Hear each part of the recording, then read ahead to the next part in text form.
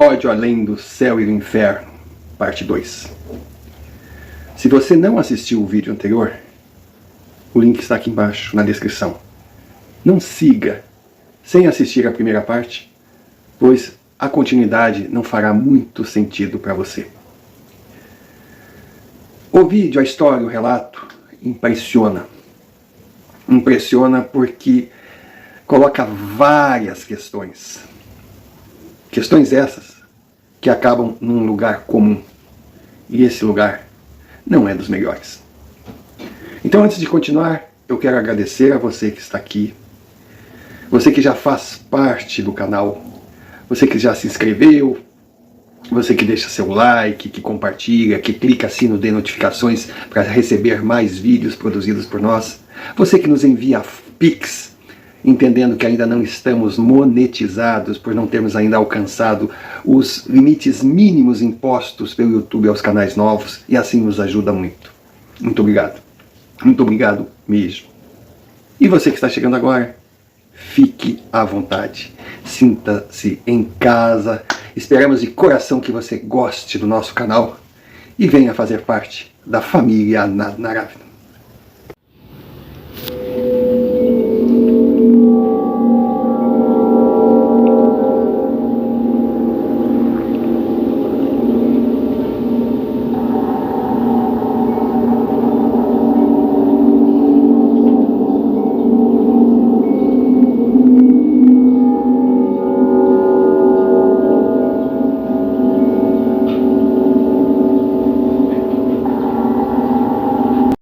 No vídeo anterior nós vimos, minha bisavó era negra, linda, escrava. Viveu um amor com o filho do seu senhorzinho. Apostou na felicidade. Jogou tudo, acreditando num futuro onde teria sua família, onde seria uma mulher livre, livre para trabalhar, para evoluir, para amar e ser amada. Ganhou sua carta de alforria. Viveu alguns anos de felicidade, mas pagou muito caro por eles. Perdeu seu marido, perdeu o seu filho, e se viu com a única pessoinha que sobrou de sua família, a minha avó Nina, ainda pequenininha, um sítio, uma plantação de café que, embora conhecesse, embora soubesse como administrar, não tinha como. Não tinha, porque apesar de ser uma mulher casada, apesar do sítio ser de sua propriedade por direito, apesar de ser uma escrava com carta de alforria, ainda era uma mulher e uma negra. E no mundo que a cercava, ninguém de sã consciência iria querer negociar com ela. O meu bisavô foi enterrado no meio do cafezal que ele formou. Logo em seguida, foi a vez do tio Egon, ainda criancinha, deixar esse plano. Enterrar o seu filho doeu muito. Agora, além da dor, veio a surpresa de ver a avó Nina, uma criança, no seu colo, com os olhinhos fechados, e dizendo: sai bicho, sai bicho, sai bicho. Quando ela perguntava: que bicho você está vendo? Ela dizia: ali mamãe, apontando para a caixinha onde estava o corpo de tio Egon. Sai bicho, gritava ela. A mesma menina que, enquanto seu pai estava sendo chacinado, enquanto seu pai lutava pela vida e pela honra e o respeito à sua família, ela, mesmo sem saber a quilômetros de distância, gritava horrorizada: papai, papai, papai. Que menina era aquela? Que segredos trazia aquela criança? Que poderes ela teria que a tornava tão diferente? Logo minha bisavó percebeu que, apesar das chagas, da dor e das dificuldades que certamente iria encontrar, teria de tentar continuar a vida. Chamou seus empregados e fez uma proposta. Eles continuariam trabalhando na fazenda. Ela garantiria os salários. Ela estaria com eles administrando como fazia o seu falecido marido. E quando a safra viesse, eles ganhariam 30%. Na sua ingenuidade, ela achava que essa proposta, mais do que justa, seria o suficiente para ter a lealdade daquela gente. Meses se passaram, quando, sem esperar, um homem que ela conhecia de vista, bateu à sua porta. Ela se armou para recebê-lo. Ele já: fique tranquila, senhora, eu venho em paz. O que o senhor deseja aqui? Eu quero conversar com a senhora. Eu venho em paz. Eu venho com o melhor que eu posso lhe oferecer. Por favor, me atenda, me ouça. Aquele homem era seu Estevão, o dono do armazém onde a briga que levou meu bisavô aconteceu. Ela estranhou. Ela não sabia se deveria confiar naquele homem, porque, na verdade, não tinha razão para confiar ou desconfiar. Ele não deveria estar ali. A minha avó Nina estava ali diante da porta, brincando no pátio, como sempre fazia. Ela, na sua velocidade, ia de um cantinho para outro, sempre dizendo: Chabão, Chabão, Chabão. Quando minha bisavó um dia perguntou quem era Chabão, ela dizia: é meu cãozinho, mamãe, olha, é meu cãozinho, é o Chabão.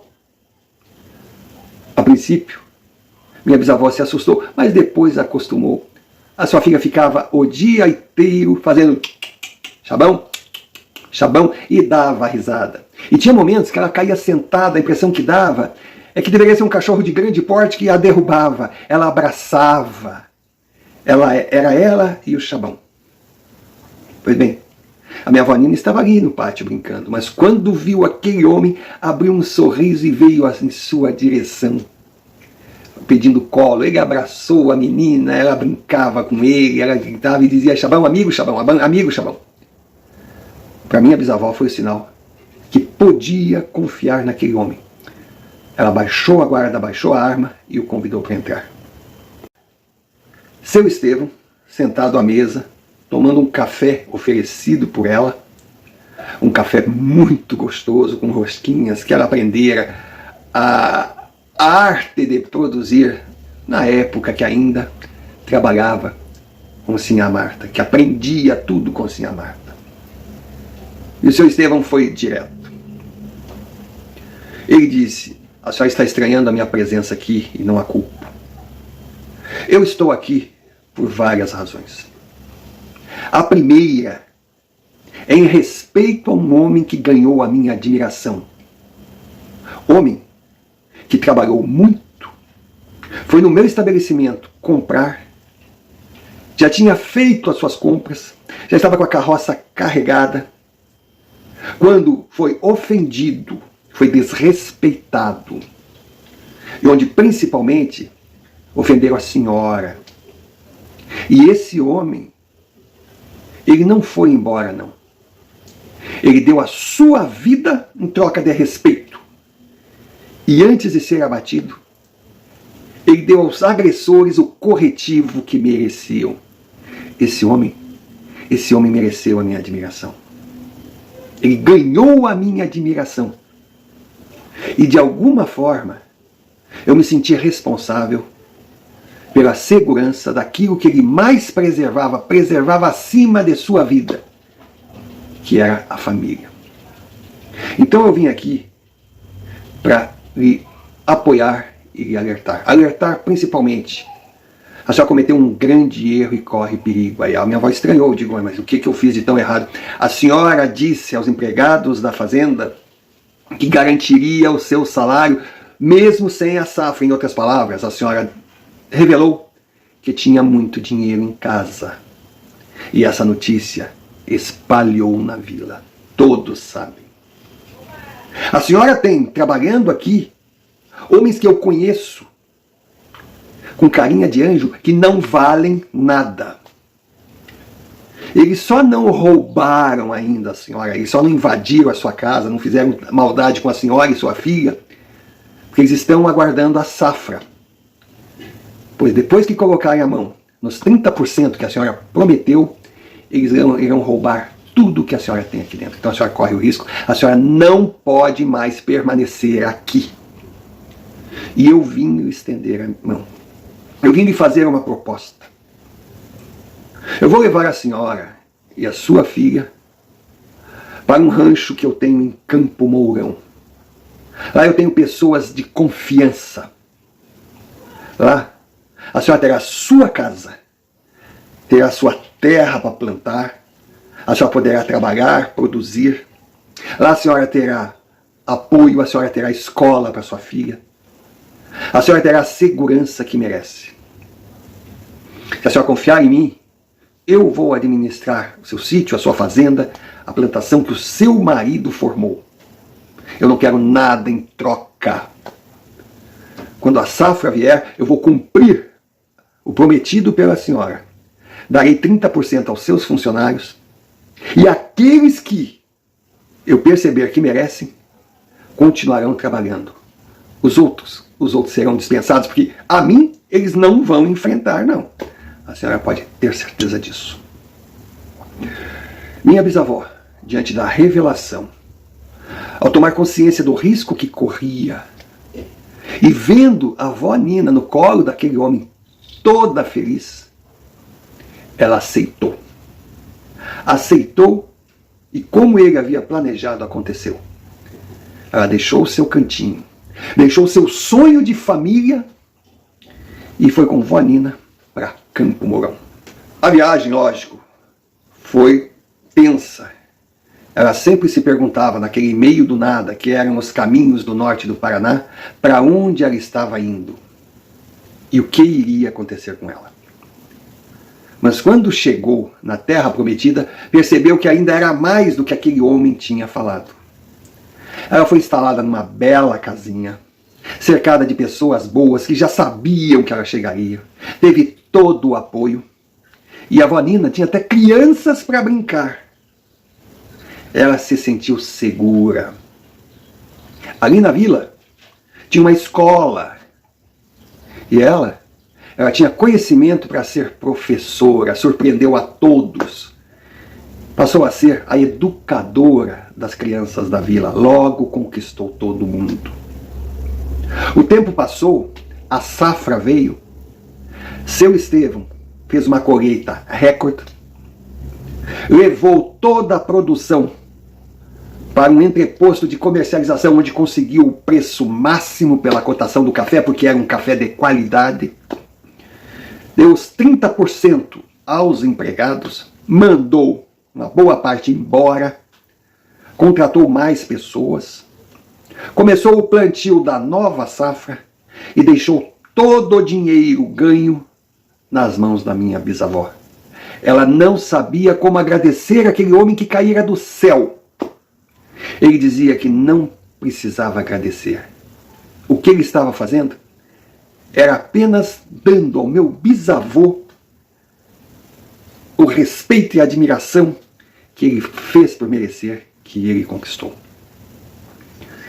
Mas seu Estevão, numa ironia do destino, quando voltava de Campo Mourão para o Vale do Ivaí, foi mordido por cobra, uma serpente peçonhenta, e teve morte quase que imediata.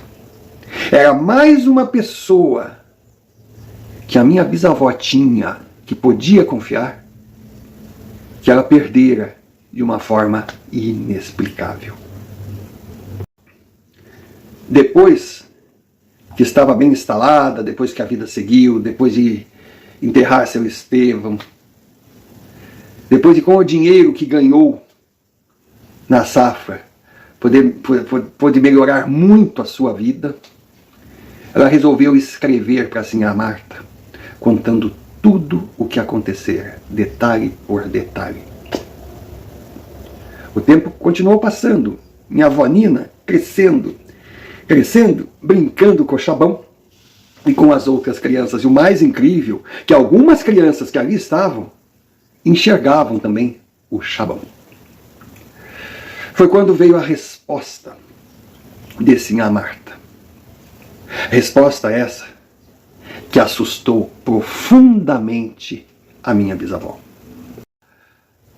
A sua sogra contou que depois de encontrá-los no caminho, de deixar com eles o dinheiro, o cavalo, a carroça, os mantimentos, e voltar para casa, um dos peões que a acompanhavam, para puxar o saco do patrão, contou tudo o que havia acontecido.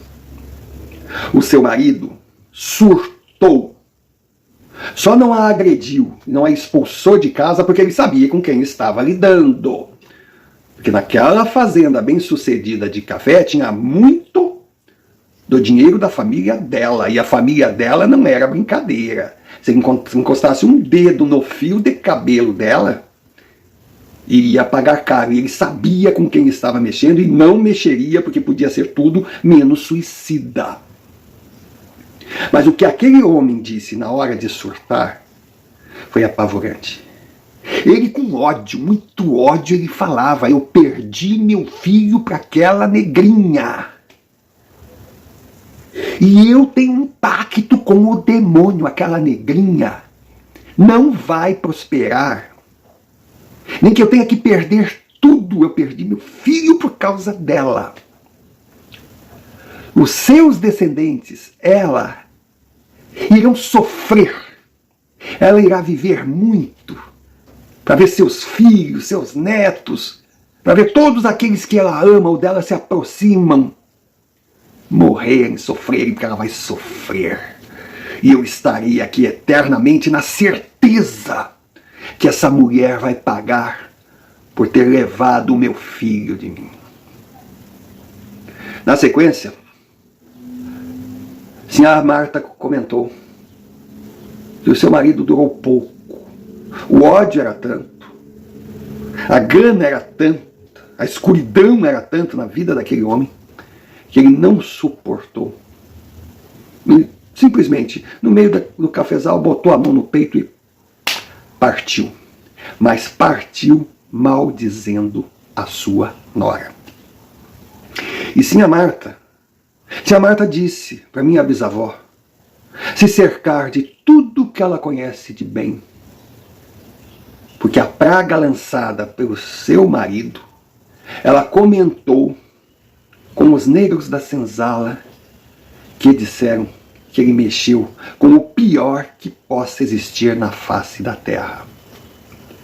E que a minha bisavó, ela recebeu do bem das forças de luz uma protetora muito bem acompanhada, que era Vó Nina, e um ser que não ficou muito claro para ela, um ser desconhecido, minha bisavó logo pensou: o cachorro sabão. E aqui a minha avó Nina era o escudo final, era a defensora, era a última barreira para essa maldição lançada pelo seu marido se concretizar. E que a minha bisavó também se cuidasse muito. Porque o seu marido deixou o corpo, mas o ódio era tão grande que ele vagaria por essa terra pela eternidade até ver consumada a sua praga. Minha bisavó procurou os negros da região. Minha bisavó se cercou de tudo o que ela acreditava que poderia ser proteção para ela e para sua filha. Indiferente de religião, de credo, porque ela veio de uma linhagem africana, mas aprendeu com Sinha Marta o cristianismo e acreditava num Deus, sim. Só que ela percebia que a sua vida patinava. Pois todo aquele dinheiro que ela recebeu do meu bisavô, o dinheiro da safra que seu Estevão trouxe para ela, parecia que ela não conseguia segurar. Nas safras seguintes, ela arrendou o seu sítio para alguns produtores. A geada não deixou vingar mais um grãozinho de café naquelas terras. E lógico que o assunto se espalhou. O sítio, a fazenda do meu bisavô, foi considerada a terra maldita que tinha cavalo enterrado e que ali nada cresceria. Ninguém mais queria saber daquela fazenda que ficou abandonada. A minha bisavó foi vivendo do dinheiro que tinha, que aos poucos foi se acabando. E vó Nina foi crescendo, crescendo, se tornou uma linda moça. Logo, conheceu o vô Cláudio. Foi amor à primeira vista. E como era normal, como era do costume na época, os dois ainda jovenzinhos casaram. Casaram, ficaram morando ali com a minha bisavó, que foi definhando, com saudades do marido, com doenças que não paravam de tomar o seu corpo, com uma angústia no peito. Parecia que tinha algo, sabe, que não dava paz para ela. E não só parecia, pois quando vó Nina muitas vezes entrou no seu quarto, gritava: sai daqui, demônio! Deixa minha mãe em paz, sai daqui! E, por alguma razão, aquela força sombria, aquela figura monstruosa que não deixava minha avó em paz, minha bisavó em paz, aquela obsessão que só sugava aquela mulher, dava uns momentos de trégua. Mas quando a minha avó casou, ela tinha que cuidar da sua casa, da sua família. Então, minha bisavó lembra que ela olhou para o lado e disse: Sabão, cuide da minha mãe. Minha bisavó resistiu, era uma mulher forte, mas a idade, o peso do sofrimento, deixou que ela ficasse debilitada. E no leito de morte, ela, com a casa cheia, pessoas esperando apenas a hora da passagem, a hora da extrema-unção, ela levantou na cama e disse: tá satisfeito agora, seu infeliz? Você conseguiu o que queria? Então eu estou indo. Mas deixe a minha família em paz. Ninguém entendeu nada. Só sentiram um vento, os móveis meio que se mexendo, tipo poltergeist, uma coisa muito estranha. Ficaram com medo, deu um frio e ouviram também um latido de cachorro. Então, as histórias que cercavam minha bisavó e minha avó já não eram pequenas. Depois desse momento, aquilo se espalhou pela região. Vó Nina teve 4 filhos. 4 filhos. E apesar dela lutar de todas as formas, apesar dela tentar defendê-los, apesar dela saber o que tinha em volta, 3 ela perdeu. Sobrou apenas o meu pai. O meu pai, de toda a família, de todas as pessoas que vieram depois da saída do meu bisavô e da minha bisavó da casa do grande fazendeiro, foi o único que sobrou, junto com vó Nina. Meu avô também durou pouco. De um homem forte, um homem saudável, de repente começou a definhar e deixou sua esposa, deixou seus filhos muito cedo.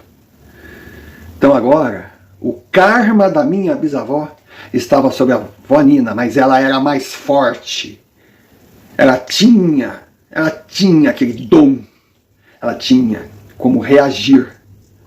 Só que, claramente, não tinha força suficiente. Ela ganhava uma batalha, perdia 3-4. E foi a próxima a deixar esse mundo. E nesse mundo restou apenas o meu pai. Meu pai foi criado de casa em casa, casa de estranhos, casa de amigos. Sempre teve o básico, sempre teve o essencial, mas faltava o carinho do pai, o carinho da mãe. Então ele cresceu embrutecido, montou o seu próprio sítio, casou com a minha mãe. E ali naquele sítio, ele me viu nascer. E foi da sua luta e da sua batalha trabalhando de sol a sol, que ele me deu educação. Quando eu me tornei homem, um rapazinho, 17, 18 anos, foi ele que chegou para mim e disse: você não vai ficar aqui nesse meio de mato, não. Para você eu quero outra vida. Você vai para a capital, você vai para Curitiba, você vai estudar. E assim eu fiz. Eu saí daquele cantinho que eu tanto amava, deixei meu pai e minha mãe e fui para a capital para realizar o meu sonho e o sonho dele, de ter um diploma, ser o primeiro da família com um diploma de curso superior.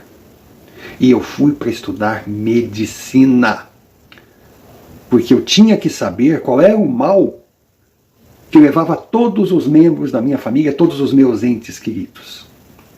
E quando eu estava lá na faculdade, veio a notícia: minha mãe faleceu.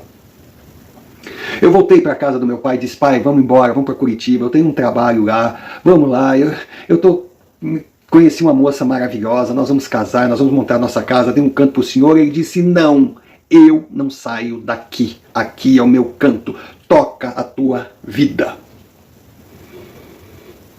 E eu, diante da tamanha resistência, eu falei: tá bom, pai, tu vai ficar aqui, mas eu vou te dar um pouco de conforto. Então, a televisão, que era uma novidade, estava recém surgindo. Ele não quis. Mas não quis, mas de jeito nenhum. Isso aí é coisa de maluco. Mas um rádio grande, esse eu dei para ele. Era o rádio que ele poderia escutar suas modas de viola, de manhã cedo, quando ele acordava antes de ir para a lida. Era o rádio que seria o seu companheirinho. E também eu mudei toda a estrutura da cozinha dele. Aquele ranchinho que não tinha massa corrida, né, que era tudo no tijolo, no pau a pique. Eu construí uma boa casinha para ele, eu reformei tudo. Eu dei todo o conforto que eu podia dar para o meu pai. Ele agradeceu, não precisava, mas pelo menos até fogão a gás eu dei para ele. Eu não queria vê-lo mexendo naqueles fogões a lenha, aqueles fogões com chapa de ferro, não. Ele tinha o fogãozinho dele a gás e tinha o fogão antigo que servia para aquecer a casa, porque a região fazia um inverno rigoroso, mas nesse inverno ele não se deixava bater. Ele pegava na enxada cedo, ele tinha a rotina dele. E num desses dias que ele estava na roça, o sítio dele, ele ficava na beira de uma estrada. E ele viu uma cena muito triste, um cachorro negro, um pastor belga, mas não puro, aquela mistura, vamos dizer assim, um vira-lata com glamour, tinha sido atropelado. Ele correu, o bichinho estava ali, mas que dava dó. E já estava ali, além de atropelado, o cachorrinho estava magro, ele era grandão, mas estava magro, estava subnutrido. Ele pegou aquele monstro, levou para dentro da sua casa, com chás, com ervas, com remédios caseiros, que ele aprendeu a fazer com a minha avó, que por sua vez aprendeu com a minha bisavó, do tempo da senzala, aquela cultura toda que ele recebeu. Ele tratou daquele animal. Ele fazia carinho naquele animal. Aquele animal, ele deitava do lado da sua cama. Aquele animal se aninhava. Parecia uma fera, mas se aninhava nos pés dele. Como se quisesse agradecer o que ele estava fazendo. Ele dizia: não agradeça, somos amigos. Aquele animal trouxe assim oxigênio para a vida dele, porque por mais forte que ele fosse, por mais decidido que fosse, acordando cedo, ouvindo seu rádio, fazendo a sua comida, seu café da manhã que era reforçado, era um verdadeiro almoço, depois indo para a roça, ficando o dia todo na lida, voltando no final da tarde, tomando um banho, que agora ele tinha até chuveiro. Aí novamente escutava o rádio, mas mesmo assim ele tinha uma tristeza, uma solidão, saudade dos seus filhos que haviam morrido, saudade da sua esposa, saudade do seu filho que estava em Curitiba, nesse caso eu. Ele era um homem só e veio aquela luz. Pois aquele cachorro foi se fortalecendo, e cada dia mais apegado a ele. Mas o cachorro precisava de um nome. E aí, ouvindo as histórias, né, que vinham da época da minha avó, ele resolveu chamar o animal de Sabão. E o Sabão virou o companheirinho do meu pai. A amizade com o Sabão trouxe outra energia, outra atmosfera. Parecia que era mais fácil de ficar mexendo na terra, que o frio já não fazia suas juntas doerem tanto. Os dias eram mais alegres, as modas de manhã que eu via no rádio ficavam mais... Sabe, ficava tudo melhor. Quando eu fui visitá-lo, que eu conheci o cachorro, meu Deus, eu abracei aquele animal. Eu agradeci ao animal pelo bem que ele fez para o meu pai. E quando ele me viu abraçando o cachorro, ele disse, não precisa agradecer, somos amigos. Era uma festa, eu voltei muito mais seguro, muito mais tranquilo. Porque todo mês eu ia visitar meu pai e realmente eu já estava preocupado. Eu via meu pai definhando. E naquele momento meu pai era outro homem. E assim o tempo foi passando. Meus filhos nasceram. Quando nasceram meus filhos, eu feliz, mas preocupado. Será que sobre a minha família vai recair esse ódio que vai além do céu e do inferno? Até quando? Eu tinha medo. E tinha razões para ter medo. A minha esposa tinha medo. Todos tinham medo. Porque o que vinha acontecendo desde a época da minha bisavó, coincidência não era. E a carta enviada por Sinhá Marta, minha bisavó, eu tinha guardada comigo. Ela passava de geração em geração servindo como um alerta. O obsessor estava presente. E eu não tinha os dons da minha avó, nunca tive. Mas tinha dias que eu me sentia assim, meio credo, o que é isso? Sai! Mas aos poucos, eu não sei porque, eu tinha uma certa confiança. Comigo seria diferente. E vendo meu pai ali no sítio, feliz, eu digo, graças a Deus, esse inferno, esse medo, pode estar chegando ao fim. O meu pai tinha uma rotina com Sabão. O cachorro dormia do lado da cama dele. Aí ele deitava. Só que ele deitava, passava por aquele sono, estava aquela patinha. E lambendo ele. Era hora de acordar.